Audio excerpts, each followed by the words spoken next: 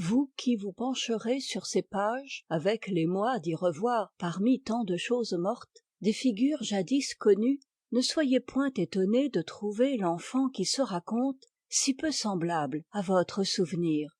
Mais rappelez-vous ces silences, et sachez ce que vous dérobèrent un masque palot et des regards qui fuyaient l'interrogation du vôtre. L'élève Gilles, première partie. Je m'appelle Jean Gilles. J'entrais dans ma 11e année lorsqu'un matin d'hiver, ma mère décida de me conduire chez la grand-tante, aux soins de qui l'on me confiait habituellement pour les vacances. J'y devais demeurer quelque temps.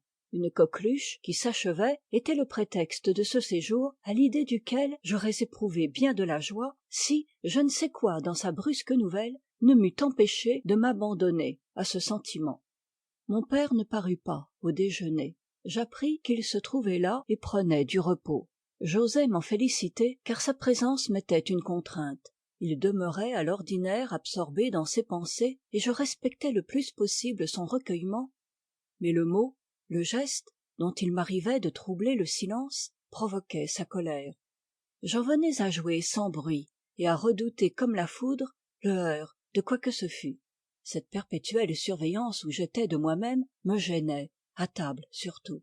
Il suffisait de l'attention que j'apportais à me bien tenir pour m'amener aux pires maladresses. La veille même, à dîner, mon verre renversé s'était brisé en tachant largement la nappe. Le sursaut de mon père m'avait fait pâlir et mon trouble fut plus grand encore à le voir nous laisser et reprendre au salon la sonate qu'il étudiait depuis le matin. Ma mère, qui savait sa tendresse nécessaire à mon apaisement, avait différé de le rejoindre pour s'attarder quelques instants près de moi, puis s'était à son tour éloignée. Demeuré seul avec mes leçons que je n'apprenais pas, j'avais bientôt entendu s'élever sa voix aimable que mon père voulait chaque soir accompagner au piano. Le chant terminé, il la retenait encore par une série d'improvisations que j'eusse reconnues entre toutes, et ne la laissait revenir que pour me dire de gagner ma chambre et me souhaiter le bonsoir. Il en avait été ce soir-là comme de coutume, et le concert s'était prolongé fort avant, dans la nuit. L'heure du départ approchant, notre déjeuner fut rapide et silencieux comme si nous n'avions pas été seuls. Quelques derniers soins firent aller et venir ma mère à travers l'appartement et jusque dans la chambre où je n'osais la suivre. Je laissai mon père sans l'avoir revu. Pour nous rendre à V, la petite ville près de laquelle demeurait ma tante, nous prenions le bateau qui, du chef-lieu où nous habitions, y conduit en 2 heures. Ce court voyage sur le fleuve était un délice en juillet et déjà d'un grand attrait au moment de Pâques, mais décembre commençait. Le froid nous força de descendre au salon des passagers et durant la traversée, je demeurai à demi somnolent, appuyé à ma mère qui ne cessa pas d'être pensive. Autour de ce petit salon d'arrière où nous nous étions réfugiés, régnait une banquette et un dossier de velours rouge, au-dessus desquels se trouvaient de profondes fenêtres carrées, qui allaient se rétrécissant jusqu'au hublot que l'eau parfois venait battre. Entre ces fenêtres étaient fixés d'étroits miroirs dans l'un desquels je regardais se réfléchir notre groupe avec l'étonnement de nous voir tenir tous deux dans une surface aussi resserrée. Ma mère était coiffée d'une capote de jais dont les brides de velours suivaient l'ovale de son visage. Ses yeux fixes restaient sans regard, ses lèvres jointes se creusaient à gauche d'une profonde fossette. Elle portait un boa de martre et ses mains se cachaient dans un manchon de même fourrure, posé sur ses genoux, entre les plis du manteau dont elle était enveloppée. Il n'y avait avec nous que 2 dames qui causaient bas, et dont l'une tendait au poil de fines bottes mordorées. Le jour baissant, nous descendîmes à V. Lors de notre arrivée aux vacances, ma tante envoyait au débarcadère une voiture fermée tenant de l'omnibus, dont elle n'usait que pour se rendre à l'église et que Justin, le fils du premier métayer, conduisait. J'avais dit un jour le wagon en parlant du lourd véhicule. Le nom qui fit rire lui resta. Le wagon, ce soir-là, ne nous attendait pas. Nous partîmes à pied. Dès les premières maisons, ma mère me fit prendre une rue oblique, par laquelle nous eûmes vite gagné la campagne. Nous nous engageâmes sur une route que je ne connaissais point. Le froid était vif, et ma mère marchait vite. Il me fallait hâter le pas pour la suivre et ne pas lâcher son bras, que je tenais sous le manteau. Je regardais vainement autour de moi, l'ombre croissait, et je cherchais encore à me reconnaître lorsque je m'aperçus que nous allions être arrivés. Ma tante habitait seule avec une servante sur son domaine de la Grangère, une ancienne maison à 2 étages que des ailes plus basses prolongeaient. Perpendiculairement à celle-ci s'élevaient les logis des métayers, les étables, les hangars et les cuviers que nécessite une exploitation viticole. Une vaste cour s'étendait entre ces bâtiments abrités de quelques arbres, une allée la reliait à la route entre les champs de vignes qui l'en séparaient. C'est par cette allée que nous arrivions habituellement dans la douceur du crépuscule de mars ou le calme des fins de jour en juillet. La voiture, saluée par les gens qui rentraient, tournait lentement devant le perron où ma tante apparaissait soudain toute riante et nous tendant les bras. Mais le chemin plus court choisi cette fois par ma mère nous amena derrière la maison, jusqu'au portail du jardin. La grille gémit pour nous livrer passage. Au bout de l'allée, la demeure semblait dormir, avec une seule lueur aux vitres de la cuisine. Segonde, la servante, y rentrait comme nous en touchions le seuil. Elle se récria de surprise heureuse et laissa choir les menues branches qu'elle portait dans son tablier relevé. L'étonnement de sa maîtresse ne fut pas moins profond, mais la joie de nous revoir prenait vite chez ma tante la place de tout autre sentiment. Et je la trouvai si vive à commander le repas, tisonner la braise et nous serrer de nouveau dans ses bras que j'en oubliai la tristesse du voyage, le froid de la route, et me sentis pleinement heureux dès que je vis s'égayer à demi le visage trop longtemps muet de ma mère. Nous avions trouvé ma tante dans la petite pièce qu'elle affectionnait et qui séparait, dans la moitié de leur longueur, la salle à manger et la cuisine. Nous nous rangeâmes autour de la cheminée haute. Aux questions affectueuses de ma tante sur nous-mêmes et sur mon père, ma mère répondant de façon évasive et plutôt avec les yeux, ma tante cessa bientôt d'interroger. Je regardais autour de moi le nouveau visage des choses. L'intimité de l'hiver changeait l'aspect de la pièce où nous vivions, les soirs d'été, l'âtre éteint, les fenêtres ouvertes à la brise.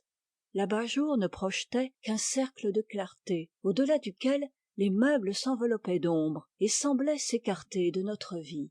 Segonde allait et venait, portant du bois au feu, dressant la table. Elle reprochait bien fort à ma mère d'être venue sans prévenir et s'excusait de ne servir qu'un repas modeste. Le couvert fut vite prêt. Je reconnus la nappe rude, les serviettes et leur senteur de lessive, le dessin des assiettes à dessert, mais le sommeil de l'enfance pesait déjà sur mes paupières, et je ne sus bientôt plus démêler de mon rêve les voix que j'entendais se répondre à mes côtés. Quand je m'éveillai, après un temps incertain, il me sembla que ma mère essuyait des larmes, mais ce fut elle qui me conduisit au lit ce soir-là, et je m'endormis heureux de ce qu'elle eût bordé ma couche. Je m'éveillai le lendemain fort avant dans la matinée, et seulement lorsqu'un tardif soleil toucha ma fenêtre. J'appelai en vain ma mère, sa chambre, contiguë à la mienne, était vide. Le feu s'y éteignait. Je la traversai et descendis. Je trouvai ma tante seule dans la petite salle où elle cousait. À la question que je lui posai en l'embrassant, elle prit le ton des confidences pour répondre que ma mère, pressée de rentrer, était partie, sans vouloir troubler mon sommeil. Je ressentis autant de dépit que de tristesse. Il me semblait qu'on se fût joué de moi. Les larmes me vinrent aux yeux, mais Segonde me poussa vers la table où je m'assis devant la tasse de lait fumant et les tartines grillées qu'elle beurra en affectant de m'envier. Notre arrivée la veille l'avait détournée de ramasser les œufs. Elle m'attendit pour aller les prendre et je la suivis dans le poulailler où nous entrâmes, courbés. Il y avait sur le nid une grosse poule noire qui se mit à glousser, le bec dans la plume. Segonde l'enleva adroitement par les ailes, sans égard au piaillement de la pondeuse, à qui les coqs répondaient au dehors, et prit deux par deux les œufs qu'elle déposa dans son tablier. Je m'étais accroupi près d'elle, les paupières encore humides et gonflées. Elle me tendit l'œuf le plus gros en me disant de le passer sur mes yeux, afin, ajouta-t-elle, que mon regard fût plus clair. La tiédeur de coq poli était douce, en effet, à ma chair gercée du sel des larmes. Segonde me regardait en souriant. Par le petit arceau ouvert sur leur cour, les poules montraient leur tête inquiète, qu'elles tournaient de profil pour mieux voir. Nous rentrâmes. Ma tante avait préparé sur la table un beau livre où étaient peints les rois de France, avec en regard les reines, leurs épouses, ce qui faisait, le livre fermé, s'embrasser chaque couple. Louis XI restait sournois sous la bure et les médailles. Saint Louis, angélique, avait de longs cheveux peignés que je touchais. Mais les Valois, coiffés de perles et de velours, ressemblaient trop à leurs femmes. Il y avait aussi Bayard mourant à Romagnano devant la croix de son épée, le dos à un arbre, sous les yeux du connétable de Bourbon. On y voyait encore Jeanne l'aînée dite Hachette. De l'embrasure où elle se tenait, ma tante découvrait toute la cour, au-delà du jardin en terrasse. Sa corbeille d'ouvrage chargeait un guéridon placé près d'elle, et derrière son fauteuil, la haute horloge semblait veiller. Il n'y avait de meubles que les chaises anciennes, et un bahut, la table épaisse sous son tapis de laine. Des vases dorés ornaient la cheminée haute avec 2 chandeliers, et une vierge de bois dont la hanche saillait pour soutenir Jésus. Au mur était le tableau de première communion de ma mère. Le jour passa, ma tristesse revint au crépuscule, mais la lampe en eut raison, et le feu réveillé dansa sur les sarments. Ma tante, le soir, me demanda si je faisais ma prière. Je dis oui, et je mentis. Ma mère, autrefois, en me couchant, me joignait les mains, et je répétais, après elle, « Notre Père, je vous salue, souvenez-vous ». Depuis que j'allais seule à ma chambre, je me couchais vite et m'endormais en écoutant le piano. Ma tante se pencha sur moi et me recommanda de dire « Mon Dieu, conservez s'il vous plaît la santé à mon père, à ma mère, et de ne pas oublier de la nommer aussi. » Puis, m'ayant embrassé, elle me remit aux mains 2 secondes sur les pas de qui je montais. La chambre de ma mère devint la mienne, mais, la bougie éteinte, j'eus peur, et je pleurais d'être seule. Un doux matin se leva chaque jour sur ma vie qu'il baignait de clarté bleue et de saine fraîcheur. Je ne savais de la saison triste que le visage ennuyé qu'elle montre à la ville, ses ciels lourds sur les toits et la boue des rues obscures. Je découvris la splendeur de l'hiver.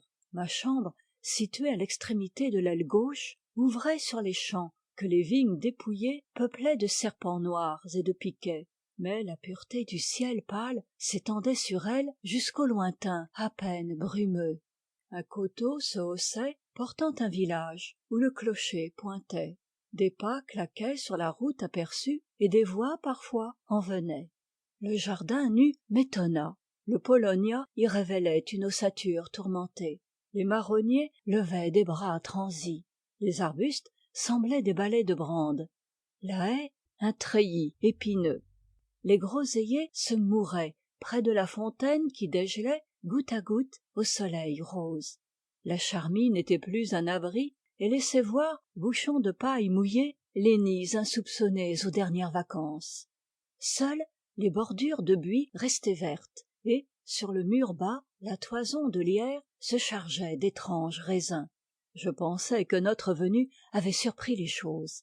La maison dans le sommeil, le jardin sans parure. Les soirs surtout étaient beaux. Dès 4 heures, le soleil atteignait un petit bois de chêne chargé de gui, derrière lequel il descendait en l'incendiant. L'horizon opposé se teignait de rose et le ciel pâlissait jusqu'au vert. Segonde ouvrait sa porte et jetait mon nom dans le jardin.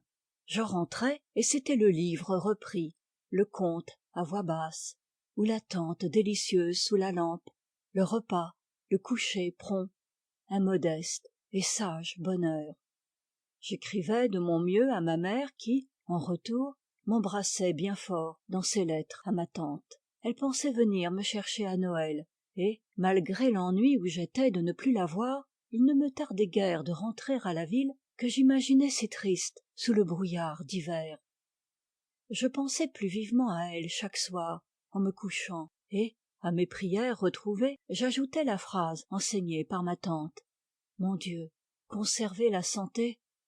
Ma tante se défiait-elle de mon bon vouloir? Avait-elle quelque grâce pressante à solliciter du ciel? Elle décida que nous ferions la prière en commun.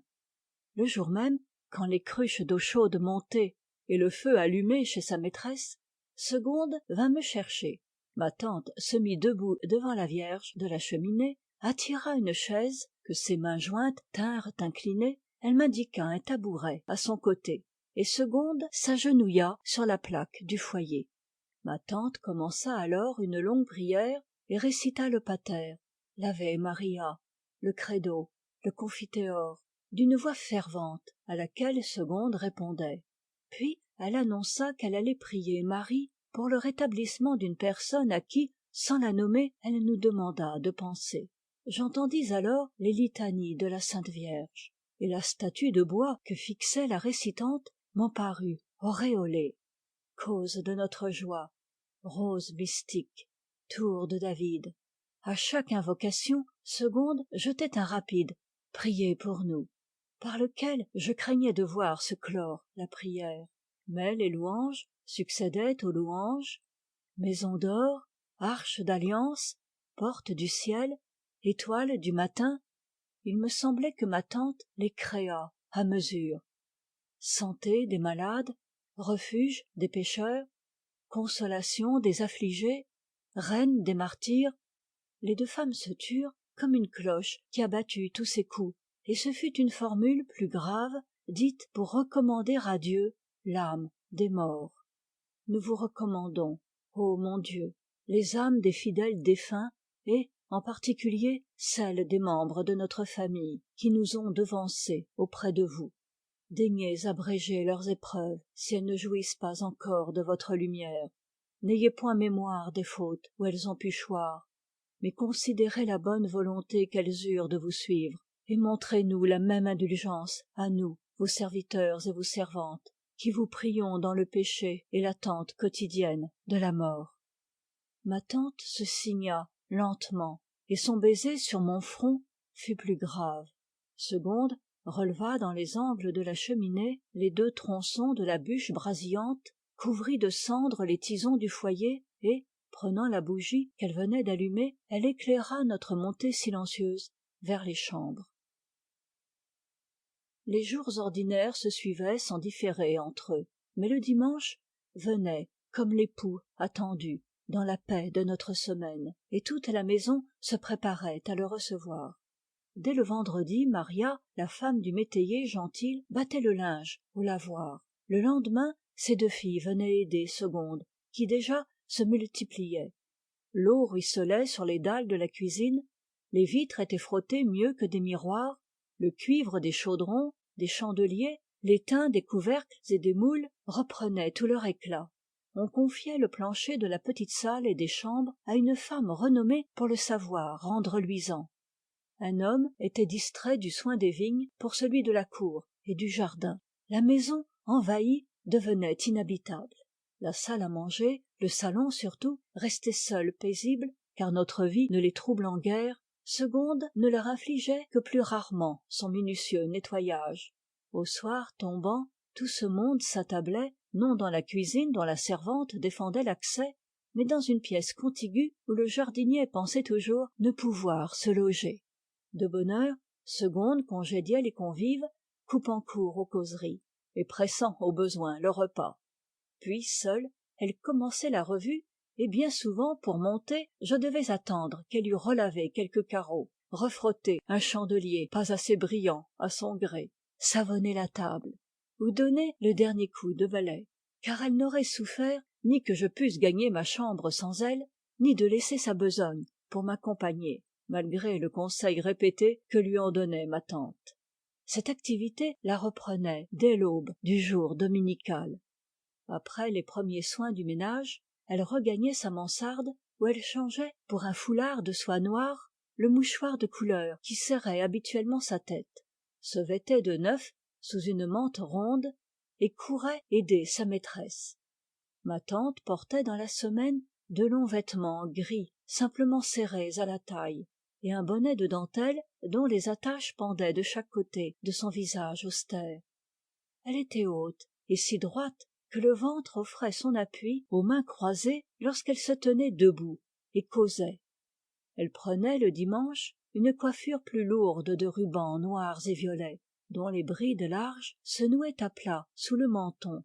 Elle descendait avec sa bonne par l'escalier central de pierre blanche, ordinairement délaissé pour l'escalier de service. La voiture attendait au perron et les emportait toutes deux vers la ville. Je fus du voyage. Je connus les cahots de la route et la montée des rues étroites. J'entrai avec ma tante dans l'église déjà pleine de fidèles, où l'on saluait discrètement. Ma tante possédait une chaise et un prie-dieu marqués à son nom, que la loueuse avait soin de tenir dans les premiers rangs à la même place. Il fallut solliciter une vieille dame pour qu'elle me cédât la sienne auprès de ma tante. Les enfants de chœur, suivis des prêtres, processionnaient déjà autour de la nef. Le Veni Creator commençait. Des jeunes filles chantèrent au Kyrie. On lisait l'évangile à voix haute après que chacun s'était purifié le front et les lèvres d'un signe de croix. Le sermon engagea les fidèles à veiller dans l'attente des jours saints, et le prêtre passa dans les rangs avec une aumônière rouge où chacun laissait tomber un sou. Les chœurs reprirent au credo, une famille offrait le pain bénit qui sentait l'encens et la frangipane, et qui retint mon attention jusqu'aux dernières prières que l'officiant récita à genoux devant l'autel, une main sur le calice, le dos roidi par la chasuble brodée. On sortit. Segonde, qui se plaçait au bas-côté, partit mystérieusement par la ville. Mais des dames entourèrent ma tante, me reconnurent et voulurent m'embrasser. Elles s'étonnaient de me voir à cette époque de l'année où je n'avais pas coutume de venir. Il fallut que ma tante me donnât pour convalescent. Des groupes se formaient, grossissaient, puis d'un effort s'arrachaient au parvis et marchaient dans la rue. Nous reprîmes l'omnibus. Et Segonde, fis-je, reviendra-t-elle à pied? Ma tante eut un sourire et prétendit que la servante devait être restée à prier pour nous. Des gens que la voiture forçait à se ranger nous saluaient à travers les vitres levées. Au dernier tournant, nous trouvâmes Segonde qui attendait, l'embarrassant fardeau d'une tarte bien enveloppée jointe à son missel dans ses mains rudes. Et, comme ma tante m'observait, je l'assurai m'être douté de la surprise, en recevant la fragile pâtisserie sur mes genoux, qu'elle pénétra bientôt de sa tiédeur. Le repas déjà retardé ce jour-là se prolongeait plus que de coutume, et ma tante, toujours si prompte à se lever de table, n'en finissait plus de boire son café.